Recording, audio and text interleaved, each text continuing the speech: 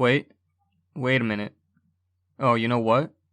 I see what the problem is. Yep, this is part 3 of the pinball history. Have you seen the other parts yet? Oh, just making sure. Remember, context is key. A little bit of a recap from last time. Video games came in, kicked pinball out of arcades, and killed some companies. The NES came out and killed arcade games, leaving pinball just sorta there with a decade's worth of hard-fought improvements. And now it's time for pinball to go absolutely wild. All caught up? Alright, let's go. Wow, we survived that? Okay boys, go crazy. And went crazy they did. Competing with arcade games really pushed pinball to make a ton of advancements, and now they were free to kinda do whatever they wanted. Alright. I know I haven't done a whole lot worth mentioning in a while, so here's strange science.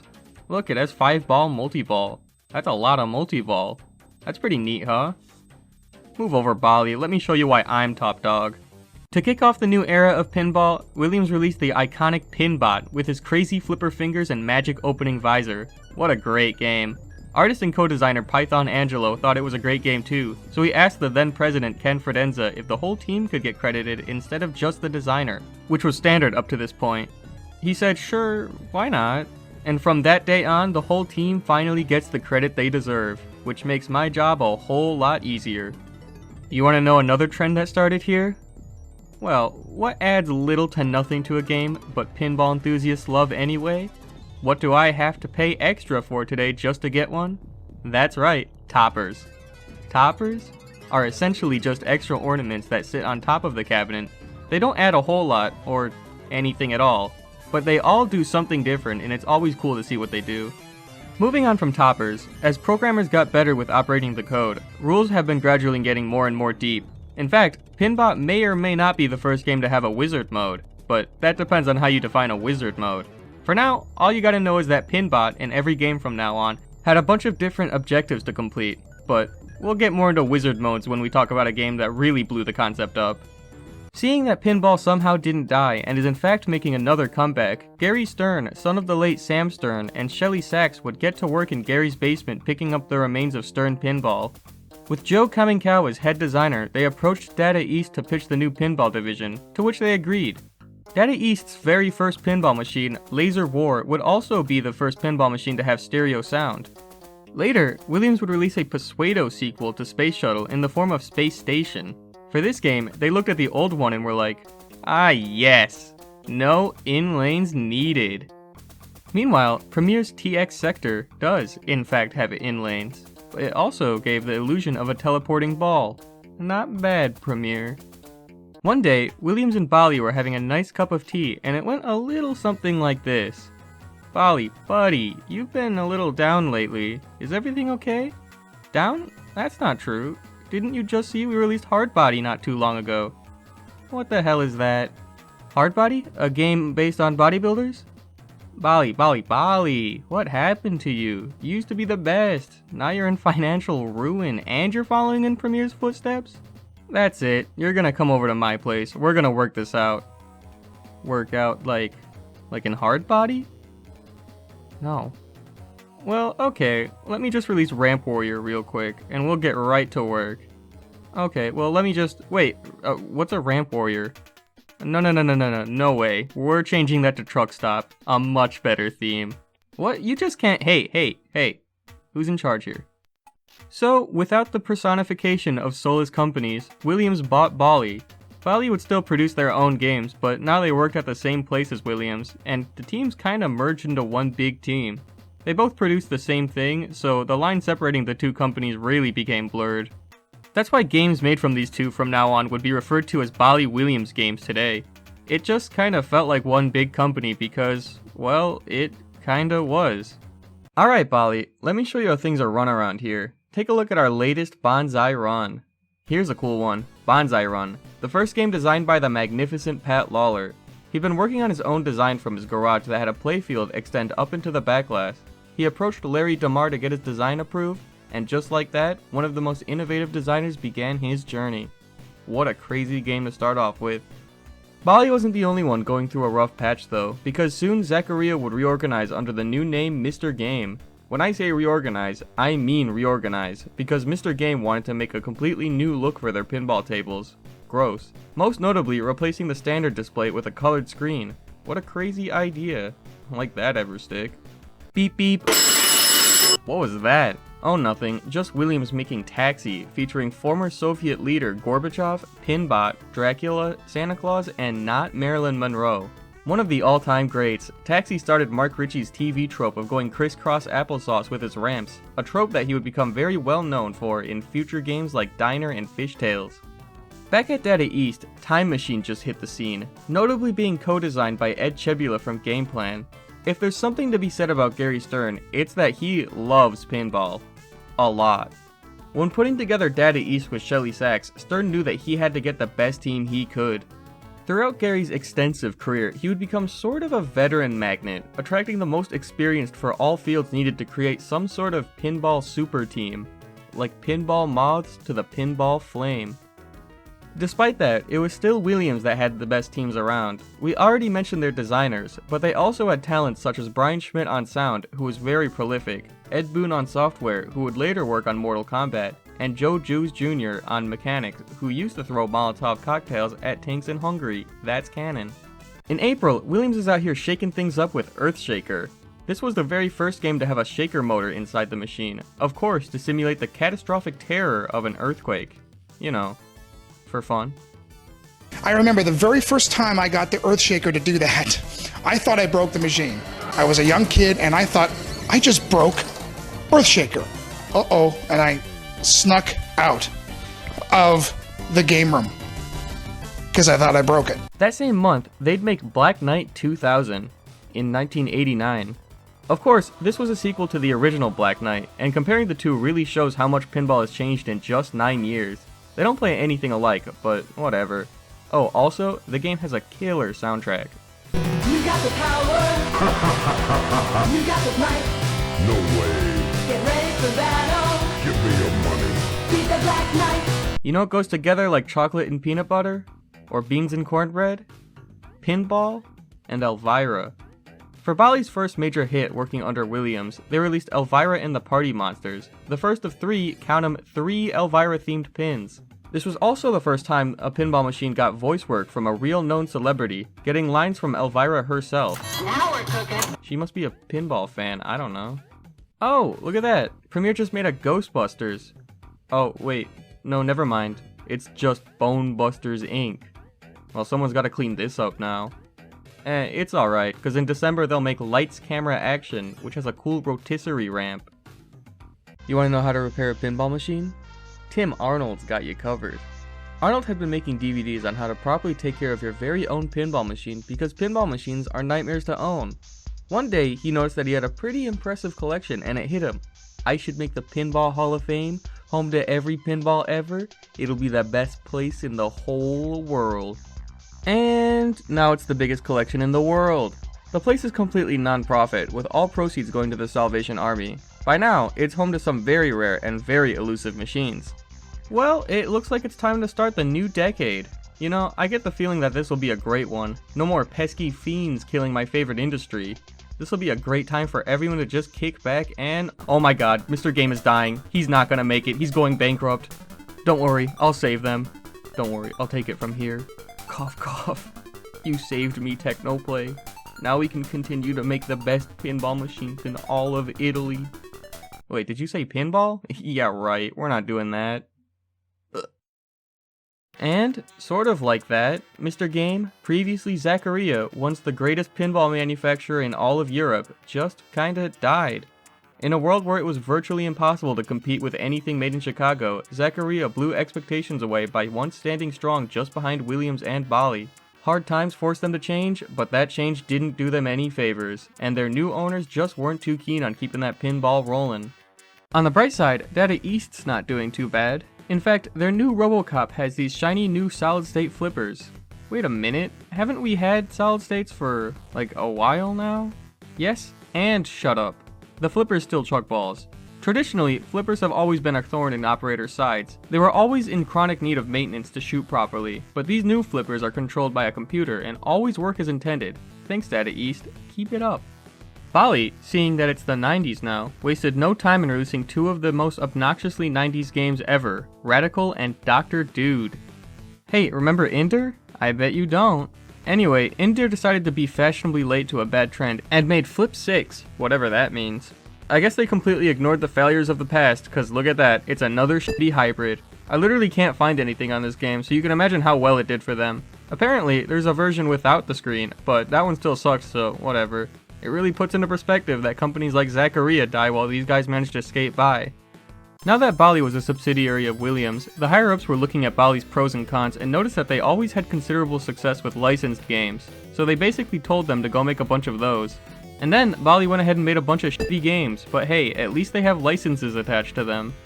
One day, Premier was looking at their wallet and saw that, yep, they're broke. Time to make some cheap, street-level games. Street level was just Premier's way of saying they were going to start making some small, cheap games with no ramps. They did get enough of a return to call these games a success, but probably because they only cost like $3 or something, I don't know.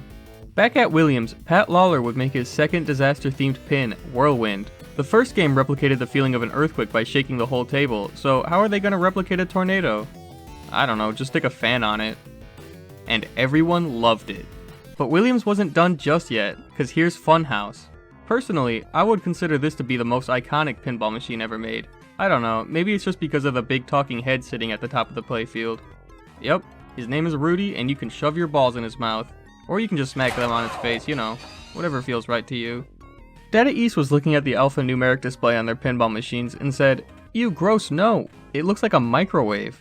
So they went ahead and made the dot matrix display, or DMD for short.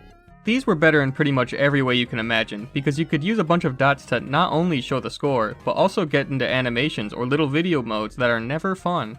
Checkpoint was the first game to have a DMD, and naturally, everyone else shortly followed suit.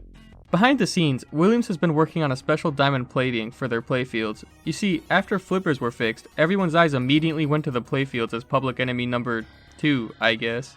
I mean, it makes sense. They were constantly playing with metal balls, so of course they get cracked all the time. Well, hopefully not so much anymore. You know, because of the diamond plating thing I just mentioned. Apparently, Funhouse was meant to be the first game to get this new diamond treatment, but it wasn't ready yet, so the honor instead went to the machine, Bride of Pinbot. A very, you know. Moving on. Next, Williams released Terminator 2 Judgment Day, which would be the first pinball machine to use the DMD for a video mode. Also, it would be the first machine to axe the plunger in favor of the button which launches the ball from a cannon. I don't really get it, I've always been a classic plunger guy myself, but some games moving forward will go with this method, and I guess it's pretty cool to see how it's themed. Seeing that pinball was making a radical 90s comeback, and also seeing that Gottlieb turned into a soulless shell of its former self, Alvin Gottlieb, son of the OG Dave Gottlieb, decided to make his own company, The Real Gottlieb. Except, you know, he couldn't really name it Gottlieb, so Alvin G Company it is. For their first two games, they went ahead with two head-to-head pinball machines, AG Soccer Ball and AG Football. Oh shit, I never brought up head-to-head pinball machines, did I? Well, I guess it kinda explains itself, huh? Whatever, they're not important. Ever the sweetheart, Data East would create just 7 Michael Jordans for charity, with all proceeds going to the, you guessed it, Michael Jordan Foundation. McDonald's wants you to give yourself a chance. Data East would make a lot of super special versions of their games for super special occasions, this being the first. This Michael would also be the first job for this Michael, and by Michael, I mean Marcus. Marcus Rothkranz. Data East wanted a guy who could do movie-grade artwork for their upcoming Star Wars, which, big shock, would become the company's biggest seller. Man, people really love Star Wars. I wonder why. Star Wars would also be John Borg's first time designing for the company. Fun fact, he made the game to be a Jurassic Park, but Data East told him the schedule changed and he needed to turn it into a Star Wars, so Borg changed his ball-eating dinosaur into a ball-eating, well, Death Star. But to all my Jurassic Park fans out there, don't worry, because Data East would make a Jurassic Park a little later. Data East's Star Wars success would not go uncontested, cause just a little later, Bally would release the best-selling pinball machine of all time, the Addams Family, with over 20,000 units made. The Paramount movie had just come out, so the game was inevitably gonna do well, but it was what's in the package that mattered more. You had the thing grabbing your balls, the electric chair, funny guy flipping your flippers for you, crazy magnet play. Remember when I mentioned rules? Well, this was the game that showed how deep a game of pinball could really get. The game was so popular that it went back into production in 1994 with a gold edition to celebrate its record. And all this from the same company that made Bugs Bunny's Birthday Bash just 2 years prior. Addams Family marked a turning point for Bally. From now on, they'd make games that rivaled Williams in quality. Well, I guess rivaled isn't quite the right word here, cause, you know, they're kind of the same company. So it's really more like big money for everyone. Just like with Solid States, Premier would be a little slow to get on board with DMDs. I guess old habits really do die hard. Their first game to have them would be Super Mario Bros. In 1992. They actually had a contract with Nintendo where they could make 3 games based on their properties. The second one was another Mario, this time lowered to the ground for kids to play. Kinda cute. I wonder what the third one will be. Well, while they're deciding on that, Premier's gonna go ahead with Cue Ball Wizard, which had 2 pool balls in the playfield that interacted with the game on their own. That's pretty cool, even if they put the balls in the wrong place. Regardless, this would be the company's biggest success under the Premier handle, so that's good for them. No, I think I'm getting a lot better, don't you? I'm guessing the game's success got to their head a little bit, because a lot of Premier's upcoming games would, just like Cue Ball Wizard, feature a centralizing gimmick instead of deeper core design.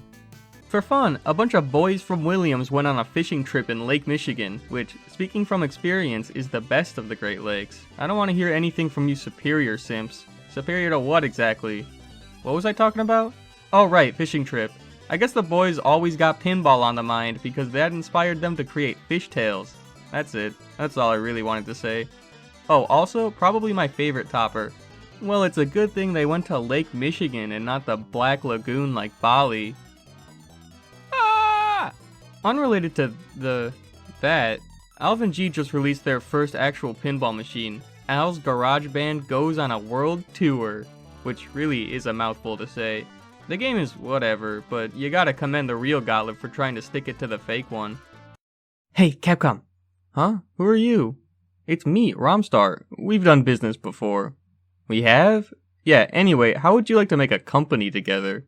What would it do? Pinball. Pinball? Why not? And so GameStar was formed. You know what? Yeah, that's better. Huh? You can't just... Sorry, who were you again?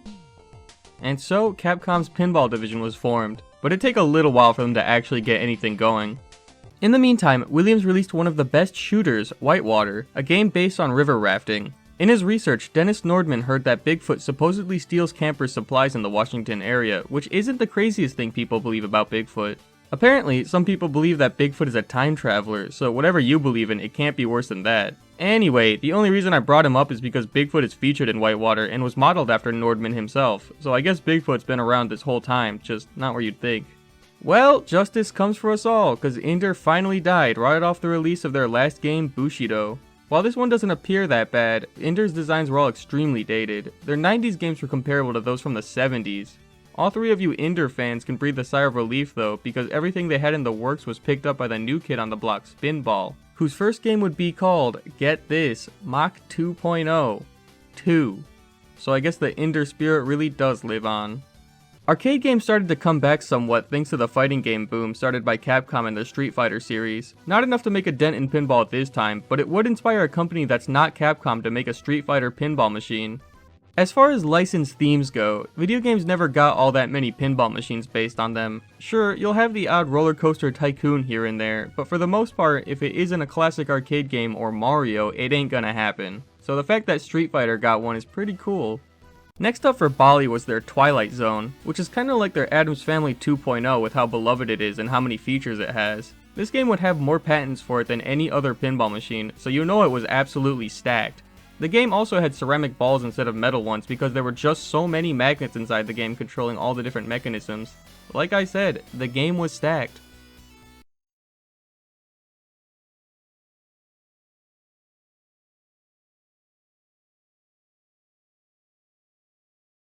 But while Bally Williams were making the best tables all at once, Alvin G made a game where you knock a clown's teeth out. I don't care what any of you say, Alvin's the real hero of this story. Now when I say that these two are making the best tables, I really mean it. I mean, just look at Williams' new Indiana Jones The Pinball Adventure, yet another absolute unit. I mean, look at that tilty thing up there. I know you want to play it now. Sadly, this would be Mark Ritchie's last game for the company before heading to Capcom, a questionable decision as you would soon find that Capcom had no clue what they were doing. Like, I don't think they wanted to do the whole pinball thing, I'm gonna be honest. I guess I said Alvin G were the heroes, huh? Well, I kinda lied about that. embellishing the story, you would have done it too. I bet you know by now where this is going. Alvin G had been knocking on death's door ever since its conception. Having to compete with the infinitely more popular combined force of Bali Williams was hard enough, but they also had to deal with the fact that there was already another well-established Gottlieb doing the same thing. It was never gonna work out, but again, I commend them for trying. Remember when I said that Premiere had a third Nintendo game in the works? Well, that game was gonna be The Legend of Zelda. It was gonna be great. The team already had the artwork and design all planned out when... Hey, what are you guys doing right now? Well, we're about to get started on that Zelda table. Zelda, huh? Yup. Okay, so change of plan. We just got this hot new deal. We're gonna take all this hard work you did for Zelda and change it to the upcoming TV show, American Gladiators. Huh? I mean, you're the boss. Don't worry, you guys can get back to work on Zelda literally never. Alright, see ya, take care. And it bombed. What bombed? The show. What show? American Gladiators. That show. Yeah, so we're not gonna do American Gladiators anymore. Oh, okay, great. So we can do Zelda again? Oh, no. It's far too late for that. How about we just go with, Gladiators? Uh-huh. Who is a genius? You know, I hate you sometimes, Premiere. A little later, Data East would release Tommy, based on the Who again. You see, it's about a deaf, dumb, and blind kid who sure could play a mean pinball. In order to master this game, you had to play by intuition and maybe by sense of smell. Man, Pinball Wizard sure did a number on this industry, huh? Bali's World Cup Soccer was made for the tournament hosted by the US that year. More importantly, this was the first game designed by the one and only John Papadiuk. This crazy motherfucker. Papadiuk had been a technician for the company for a little while, but he had been toying with some designs too. Papadiuk's games were always jammed-packed with features. For him, more was never enough. We'll see more of this stuff later on, but for now, remember that his man always wanted more and more. Bigger and bigger, better, and I can't believe it's not better. Oh hey, look at that! Premiere also wants to do the exact same thing. Okay, World Challenge Soccer, I gotcha. Go home, Premiere, you're drunk. Huh, that's weird. It's been a little bit since pinball's been in an absolute crisis. You know, the kind of crisis where you walk the tightrope every time you make a game. What if we did it again? Jesus Christ, so what is it this time? Well, pinball in the late 80s, early 90s was booming. So booming that every operator had one. This is great. Wrong. This is not great. When everyone has pinball, no one has pinball. By this point, operators already had a great selection of moneymakers, so they never really needed to get them replaced by the latest and greatest, barring nothing catastrophic happens to the one you have. Even then, pinball's crazy growth made new pinball machines way more expensive than the older ones, so you'd probably be better off buying an old one. Bottom line is, no one had to or wanted to buy the new games being produced, regardless on how amazing they are. It just seemed like a waste of money to anyone who wasn't already a pinball fan. So like, normal people. Python Angelo knew this, and even though this crisis would be a bit of a slower burn, he could see it coming into view over the horizon, so he hatched a plan. If pinball was gonna continue, it needed a bit of a makeover. So Python got to work on his piece de resistance, the Pinball Circus. Just look at this guy. Multi-level playfield, vertical progression system, elephant lift? This game was crazy, but there was just one itty-bitty little problem. It costs like... a lot of money. Like, a lot of money. Only 2 of them actually exist. It's one of those very rare, very cool kind of games.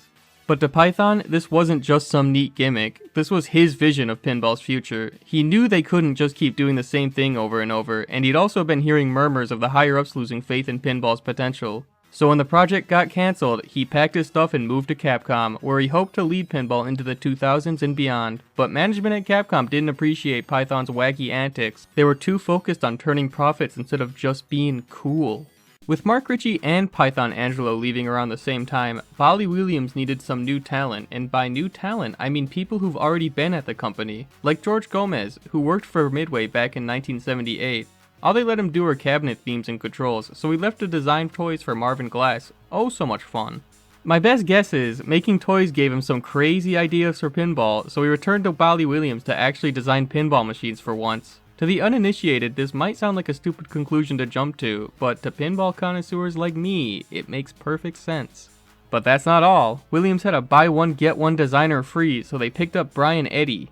Just like Gomez, Eddie had also been with the company, doing sound and software for the classics. But when a man like Python leaves, it's time to pull out the big guns. And those guns were huge. These two, alongside Papa Duke, were the quote-unquote young blood ready to lead the company's designs into the foreseeable future.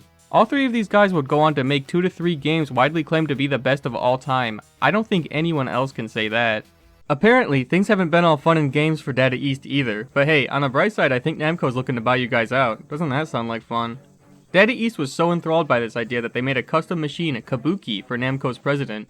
It was looking like the start of a beautiful... Psych! Data East got bought out by Sega. That's right, Sega wants to try their hand at pinball again. You know what they say, third time's a charm. Anyway, Data East turned into Sega, but at least they still got to make pinball, so it wasn't all bad. But what was all bad was Sega's entire lineup.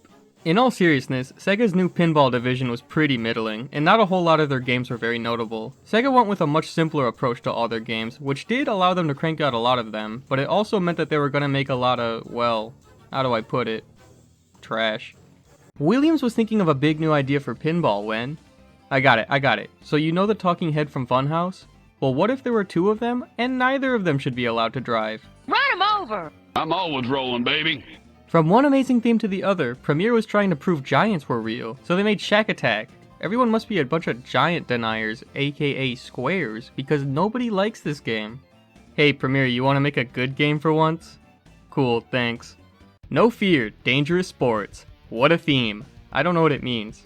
But it would be Steve Ritchie's last game for Williams. Steve had been with the company for a while, and he was pretty done with pinball's constant ups and downs. Management never seemed to have a good plan to deal with it, and those in charge never seemed to care if pinball lived or died, so he decided to finally call it quits and move to California to take care of his aging parents. What a good man. Despite the fact that pinball was in yet another recession, Bally Williams were still pumping out gems. Take Theater of Magic for example. Great design, great rules, great shots, the whole package. Just about every Bally Williams games for the rest of that decade would be like this, with some of the most widely acclaimed pinball machines coming from just these few years. Wait, what time is it? Holy shit, it's already October? We haven't made a new pinball machine yet. What are we gonna do? We could just do Pinbot again. Yeah, whatever, I don't care. Ladies and gentlemen, the 3rd game in the Pinbot series, Jackbot. Wow, so creative. That same month, Premiere came out with Strikes and Spares. This is not pinball. I think it might be bowling? But you can never be sure. Cinematronics, the guys famous for Dragon's Lair and Space Ace, would make a pinball video game, Full Tilt, Pinball. Hey, what's the big idea? I don't want to hear about stupid fake tables. Go back to the real ones, idiot. No, I'll talk about the stupid fake tables when I wanna, so shut up. Anyway, I'm sure not a whole lot of you are familiar with Full Tilt Pinball, but you definitely are familiar with the Windows demo version of the game, which only featured one table, Space Cadet. Yeah, I bet you feel like an idiot now. You probably didn't even know there was a full game. Regardless, Space Cadet is probably the most famous pinball machine ever made, even though it was never actually made. Oh, what's that? Capcom wants to get off their lazy ass and make a pinball machine? Okay, it's only been a few years. Anyway, Capcom's first game would be Pinball Magic, an actually good game. Good job, Capcom. Despite that, the game wouldn't do very well. On top of declining pinball sales, Capcom got a new president who said, "Bippity bop, our distribution system is now changed," right before the game was set to release. All in all, not an ideal way to get the ball rolling. Other than that, Bally's gonna go ahead and casually drop the best pinball machine ever, Attack from Mars, right before the year ends. I don't really know what to tell you, everything's perfect, and it definitely won't be topped by another game in 2-ish years. No way, not gonna happen. And if you thought I was alluding to Safecracker, well, you'd be dead wrong. What am I, crazy? Safecracker plays using a board game on the backlash, so if you're into board games, I'm sorry. Apart from that, Safecracker is just so extra. It's shorter than the average pinball machine for no reason, it shoots at a real souvenir token, and what are those, wings? This game is bonkers. Sometime in 1996, Spinball would release Jolly Park, which has the coolest ball lock mechanism I've ever seen, and that's it, the rest of the game is garbage. To recoup from lost revenue and plentiful shed tears, Capcom decided to go with a cheaper retro-styled game, Breakshot, and you know what? I can get behind that. They somehow coaxed Greg Kamiuk out of his hidey hole to design one last time for this game. Fresh off Theater of Magic, Papa Duke and his team wanted more, so they made Tales of the Arabian Nights, a pretty similar game to Theater of Magic, but better in every way. The somewhat annoying spinning lamp in the middle does add style points. What's that, Bali? You want to make another Elvira pinball machine? Yeah, okay, go ahead I guess. Could you believe that there are 2 separate pinball machines based on Elvira? She must be a fan. Later, Capcom rushed Flipper Football into production. This would be Python Angelo's last design before leaving the industry for good. Similarly, Capcom's lost prototype Kingpin would be Mark Ritchie's last design for the company. I wouldn't be surprised if all these veterans felt pretty miffed by everything they've been through. The industry sure has not been treating them well lately. After that was all over, Capcom wanted to make another actually good game, so they whipped up Big Bang Bar. I don't want to make pinball anymore. Huh, what? But we haven't even started production on Big Bang Bar yet. Yeah, kinda don't care. Capcom's pinball division shut down right before Big Bang Bar could start production in 1997, so only 14 exist. Wait, okay. Only 13 exist. This made the game extremely sought after, especially since the game was a damn good one too. So, what was Capcom's legacy? Honestly, I have no clue. I'm pretty sure they never actually wanted to make pinball, despite the fact that their team did make a couple of standout games. Bad timing and bad management forced them into making only a few tables, with over half of them with cost restraints. The cool games they made do make me think of what could have been, but those in charge were far too flaky for the whole pinball thing to ever work out. Well, speaking of junk, Williams released Junkyard. This game is junk, but it was Barry Ausler's last design for them, so that's kinda sad. This was also around the time Spinball made their last game, Vern's World, which may have the best theme ever, coupled with the worst execution ever. Rip Spinball, you made 3 games. So points, yeah? You shoot things, tens, thousands, millions of points. So much fun. I love that. Bali said F that and made NBA Fast Break, which had a gnarly twist. Instead of shooting things to get points, this game worked on basketball logic, and you could only score by shooting the center ramp into the basket. And if that twist didn't get you twistin', then this next one will turn you into Chubby Checker. You could link up 2 of them like you're playing Mario Kart in the GBA. The 2-player mode here is much different than any other game. Players would have unlimited balls to make as many baskets as they could under a time limit. What a weird game. I bet you're probably wondering where Premiere is, huh? Well, they're kinda... I don't know how to put it. Dead. Super dead. I don't know, maybe they made a bad investment on slot machines. You know, it could also be the god-awful pinball machines they've been making for 5 years straight. I guess we'll never know, but you can pause the video here to pay your respects.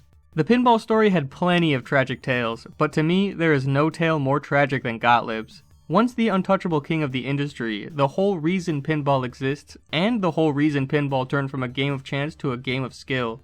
It wasn't that long ago they were still that humble family-owned company run by hard-working 50s Americans. Man, how fast things can change.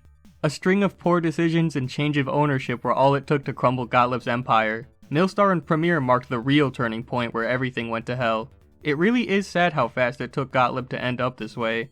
Gottlieb didn't go out with a bang, but with a barbed wire.